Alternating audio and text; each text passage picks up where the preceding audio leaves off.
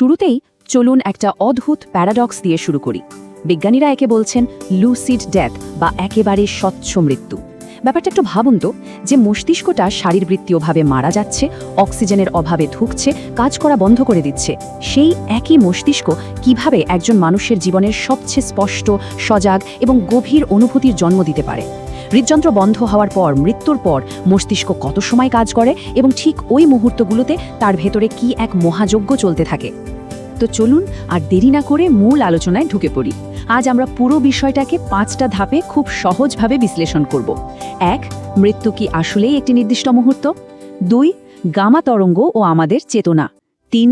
The wave of death বা মৃত্যুর তরঙ্গ। 4. জম্বি জিন ও গ্লিয়াল সেল। এবং সবশেষে 5. বিজ্ঞানের চোখে মৃত্যুর একদম নতুন একটা সংজ্ঞা। প্রথমেই আসা যাক আমাদের প্রথম ধাপে। মৃত্যু কি সত্যি একটি মাত্র মুহূর্ত? এই বহু পুরনো ভুল ধারণাটা আজ ভাঙতেই হবে। আমরা সাধারণত কি ভাবি, হৃৎপিণ্ড থেমে গেল আর অমনি মস্তিষ্ক সাথে সাথে সুইচ অফ হয়ে গেল, ঠিক যেন কেউ হঠাৎ করে টিভির প্লাগটা টেনে খুলে নিয়েছে, তাই না? কিন্তু আধুনিক নিউরোসায়েন্স বলছে ব্যাপারটা মোটেও এত সহজ নয়। এখানে দুটো আলাদা বিষয় আছে, ক্লিনিক্যাল ডেথ আর বায়োলজিক্যাল ডেথ। ক্লিনিক্যাল ডেথ হলো ঠিক সেই মুহূর্তটা যখন হৃৎপিণ্ডের স্পন্দন আর শ্বাস প্রশ্বাস থেমে যায়, ডাক্তাররা মৃত ঘোষণা করেন। কিন্তু সত্যি বলতে এটা একটা দীর্ঘ প্রক্রিয়ার শুরুর লাইন মাত্র। আসল খেলা শুরু হয় এর পর। শুরু হয় বায়োলজিক্যাল ডেথ, অর্থাৎ কোষগুলো ভাঙতে শুরু করে, টিস্যু নষ্ট হতে থাকে। সোজা কথায় ক্লিনিক্যাল ডেথ হলো একটা লম্বা ম্যারাথন দৌড়ের স্টার্টিং পয়েন্ট মাত্র।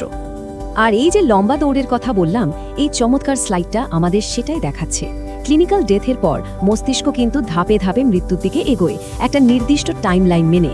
প্রথমে 0 থেকে 30 সেকেন্ড, এরপর 1 থেকে 10 মিনিট, তারপর 12 থেকে 24 ঘন্টা, এবং শুনলে অবাক হবেন এই প্রভাব 7 দিন পর্যন্ত চলতে থাকে। চলুন টাইমলাইনের প্রতিটি ধাপে মস্তিষ্কের ভেতরে ঠিক কী ঘটে সেটা একটু বিস্তারিত জেনে নিই। এবার আমরা যাচ্ছি দ্বিতীয় ধাপে, গামা তরঙ্গ ও চেতনা। ক্লিনিক্যাল ডেথের পর মস্তিষ্কের বৈদ্যুতিক তরঙ্গের এক অদ্ভুত সার্জ। টাইমলাইনের সবচেয়ে গুরুত্বপূর্ণ প্রথম উইন্ডোটা নিয়ে কথা বলা যাক। ক্লিনিক্যাল ডেথের ঠিক পরের কয়েকটা মিনিট বিজ্ঞানীরা অবাক হয়ে দেখেছেন এই সময়ে মুমূর্ষু মস্তিষ্কে প্রচণ্ড বৈদ্যুতিক তরঙ্গ বা ইলেকট্রিক্যাল সার্জ তৈরি হয়। এর কারণ হলো ডিসইনহিবিশন। ব্যাপারটা একটু সহজ করে বলি। ধরুন আপনি খুব দ্রুত গতিতে গাড়ি চালাচ্ছেন আর হঠাৎ গাড়ির ব্রেক খুলে নেওয়া হলো। ঠিক এই কাজটাই হয় ব্রেনে। অক্সিজেন না পেয়ে মস্তিষ্ক যখন বুঝতে পারে তার এনার্জি শেষ হয়ে আসছে, তখন সে তার স্বাভাবিক সমস্ত বাধা বা ব্রেকিং মেকানিজম সরিয়ে ফেলে।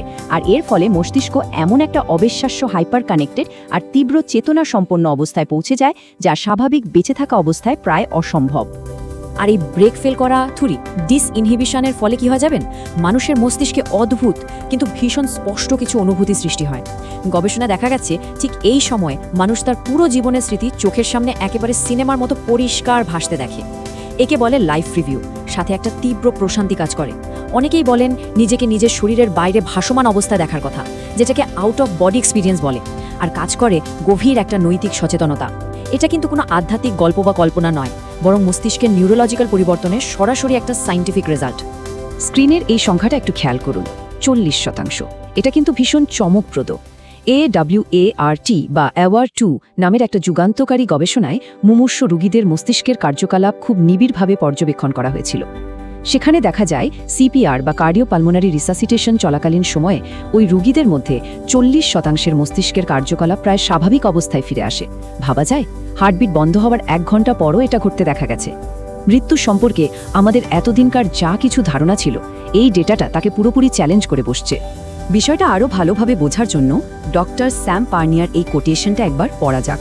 তিনি বলেছেন, চলমান CPR প্রক্রিয়ার অনেকক্ষণ পরেও মস্তিষ্ক বৈদ্যুতিকভাবে রিকভারি করার লক্ষণ দেখাতে পারে।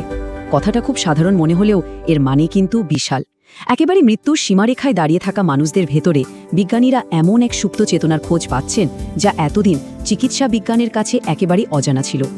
এবার আসি 3 নম্বর ধাপে, মৃত্যুর তরঙ্গ বা দ্য ওয়েভ অফ ডেথ, যেখানে শুরু হয় মেটাবলিক পতন। আমরা টাইমলাইনের 5 থেকে 10 মিনিটের অংশে চলে এসেছি। এই ফেজটা কিন্তু ভীষণ ক্রিটিক্যাল, কারণ এই সময়ে মস্তিষ্কের সেলুলার জ্বালানি পুরোপুরি ফুরিয়ে যেতে শুরু করে। শক্তির অভাবে মস্তিষ্কে একটা মারাত্মক জৈবিক প্রক্রিয়া শুরু হয়, বৈজ্ঞানিক ভাষায় যাকে বলে এক্সাইটোটক্সিসিটি। ব্যাপারটা আসলে কি? গ্লুটামেট নামের একটা নিউরোট্রান্সমিটার অতিরিক্ত পরিমাণে বের হওয়ার ফলে নিউরন বা স্নায়ু কোষগুলোতে ক্যালসিয়ামের বিশাল এক ওভারলোড হয়ে যায়। নিউরনগুলো এতটাই উদ্দীপিত হয়ে পড়ে যে ঠিক যেন অতিরিক্ত ভোল্টেজের শর্ট সার্কিট হয়ে যাওয়া কোনো মেশিনের মতো এক পর্যায়ে তারা কাজ করার ক্ষমতাই পুরোপুরি হারিয়ে ফেলে। আর এই নিউরনগুলোর শর্ট সার্কিটের চূড়ান্ত পরিণতিটা কি জানেন? সেটাই হলো স্প্রেডিং ডিপোলারাইজেশন। শুনতে খুব টেকনিক্যাল মনে হলেও জিনিসটা আসলে একটা বিশাল সুনামির মতো ইলেকট্রোকেমিক্যাল তরঙ্গ যা আমাদের সেরিব্রাল কর্টেক্সের উপর দিয়ে আসছে পড়ে। বিজ্ঞানীরা একেই বলেন ওয়েভ অফ ডেথ বা মৃত্যুর তরঙ্গ। এই তরঙ্গটা বুঝিয়ে দেয় যে কোষগুলোর মেটাবলিক বা বিপাকীয় পতন চূড়ান্ত হয়ে গেছে। তবে এখানে একটা দারুণ ব্যাপার আছে, সঠিক সময়ে যদি রক্ত সঞ্চালন ফিরিয়ে আনা যায় তবে এই তরঙ্গটিকে অনেক সময় ওয়েভ অফ রিসাসিটেশন দিয়ে উল্টো দিকেও ঘুরিয়ে দেওয়া সম্ভব, অর্থাৎ কোষগুলোকে আবার জাগিয়ে তোলা যেতে পারে। এবার 4 নম্বর ধাপ, জম্বি জিন ও গ্লিয়াল সেল। মৃত্যুর 12 থেকে 24 ঘন্টা পর আসলে কি হয়? আমরা তো দেখলাম মস্তিষ্কের বৈদ্যুতিক ব্যবস্থা পুরোপুরি বিকল হয়ে গেল, তাহলে এরপর আর কি বা ঘটতে পারে? সব তো শেষ, তাই না? একদমই না।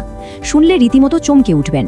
ক্লিনিক্যাল ডেথের পুরো 24 ঘন্টা পরও মস্তিষ্কের প্রায় 80% হাউসকিপিং জিন বা রক্ষণাবেক্ষণের দায়িত্বে থাকা জিনগুলো সম্পূর্ণ স্থিতিশীল থাকে। মানে শরীর মারা যাওয়ার অনেকক্ষণ পরেও মস্তিষ্কের ভেতরের একটা বড় অংশ তাদের রুটিন কাজ চালিয়ে যাওয়ার জন্য আপ্রাণ চেষ্টা করে যায়। এই জায়গাটায় সবচেয়ে ইন্টারেস্টিং ভূমিকা পালন করে গ্লিয়াল সেল। এরা কিন্তু নিউরনের মতো সংকেত আদান প্রদান করে না।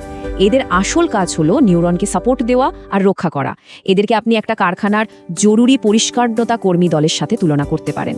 কারখানার মূল প্রোডাকশন বন্ধ হয়ে যাওয়ার পরও এই পরিষ্কারতা কর্মীরা যেমন ফ্যাক্টরি পরিষ্কারের কাজ চালিয়ে যায়, গ্লিয়াল সেলগুলো মৃত্যুর পর ঠিক একইভাবে মস্তিষ্কের ভেতরে নিজেদের কাজ চালিয়ে যেতে থাকে। এবার একটা অদ্ভুত দৃশ্য কল্পনা করুন। মৃত্যুর পর আমাদের স্মৃতি বা চিন্তার সাথে যুক্ত কগনিটিভ জিনগুলো খুব দ্রুত নষ্ট হয়ে যায় ঠিকই, কিন্তু গ্লিয়াল সেলের এই বিশেষ জম্বি জিনগুলো হঠাৎ করে চরম সক্রিয় হয়ে ওঠে। এরা আকারে বিশাল বড় হতে থাকে আর এদের শরীর থেকে লম্বা হাতের মতো উপাঙ্গ গজাতে শুরু করে, অনেকটা মাইক্রোস্কোপিক সাইজের সি মনস্টার বা সামুদ্রিক দানবের মতো। মৃত্যুর প্রায় 12 ঘন্টা পর এই জম্বি জিনগুলো তাদের কাজের একদম চূড়ান্ত পর্যায়ে পৌঁছায়। শুনতে সাইফাই হরর মুভির মতো গা ছমছমে লাগলেও বিশ্বাস করুন এটা সম্পূর্ণ পরীক্ষিত একটা জৈবিক প্রক্রিয়া। চলে এলাম আমাদের শেষ এবং 5 নম্বর ধাপে, বিজ্ঞানে মৃত্যুর নতুন রূপ। সীমানাটা আসলে কোথায়? এতক্ষণ তো আমরা মাইক্রোস্কোপ দিয়ে ভেতরে ঢুকে দেখলাম, এবার চলুন একটু জুম আউট করে বড় পরিসরে দেখি। এই পুরো প্রসেসের সবচেয়ে ক্রুশাল পয়েন্ট হলো ক্লিনিক্যাল ডেথের 1 থেকে 3 মিনিট পর গামা তরঙ্গের মাধ্যমে চেতনার আভাস পাওয়া যাচ্ছে, 5-10 মিনিটে মৃত্যুর তরঙ্গ আসছে, 12-24 ঘন্টায় গ্লিয়াল সেল সক্রিয় হচ্ছে, আর সবচেয়ে অবিশ্বাস্য 7 দিন পর্যন্ত কিছু প্রোটিন টিকে থাকছে। তার মানে জিনের অভিব্যক্তির মাধ্যমে আমাদের মস্তিষ্ক মৃত্যুর কয়েকদিন পরও টেকনিক্যালি তার কাজ চালিয়ে যাচ্ছে।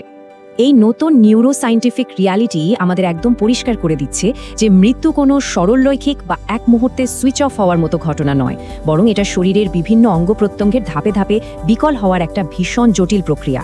আর এই তথ্যটা আধুনিক চিকিৎসা বিজ্ঞান এবং নৈতিকতার ক্ষেত্রে মৃত্যুর সংজ্ঞাকে রীতিমতো গোলমেলে করে তুলেছে। বিশেষ করে হাসপাতালের ইমার্জেন্সিতে সিপিআর ঠিক কতক্ষণ চালানো উচিত, অথবা অর্গান ডোনেশন বা অঙ্গদানের সঠিক সময় আসলে কখন হবে, এই বিষয়গুলো নিয়ে বিজ্ঞান আমাদের সম্পূর্ণ নতুন করে ভাবতে বাধ্য করছে। সবশেষে আজকের এই পুরো আলোচনাটা আমরা একটা ভীষণ গভীর প্রশ্ন দিয়ে শেষ করতে চাই। যদি হৃদযন্ত্র পুরোপুরি বন্ধ হয়ে যাওয়ার অনেকক্ষণ পরও মস্তিষ্কের বায়োলজি বেঁচে থাকার জন্য এভাবে লড়াই চালিয়ে যায় আর বিভিন্ন অভিজ্ঞতাকে প্রসেস করতে থাকে, তাহলে মানব জীবনের আসলে কখন চূড়ান্ত অবসান ঘটে? কোথায় সে শেষ সীমানা? এই বৈজ্ঞানিক রহস্যটা আপাতত একটা অমীমাংসিত প্রশ্ন হিসেবেই থেকে যাচ্ছে। তবে আমরা আশা করি মৃত্যুর পর মস্তিষ্ক কত সময় কাজ করে এই বিষয়ে আজকাল আমাদের এই ব্যাখ্যামূলক বিশ্লেষণ জীবন ও মৃত্যু নিয়ে আমাদের চিরাচরিত চিন্তার জগতে সম্পূর্ণ নতুন একটা মাত্রা যোগ করবে।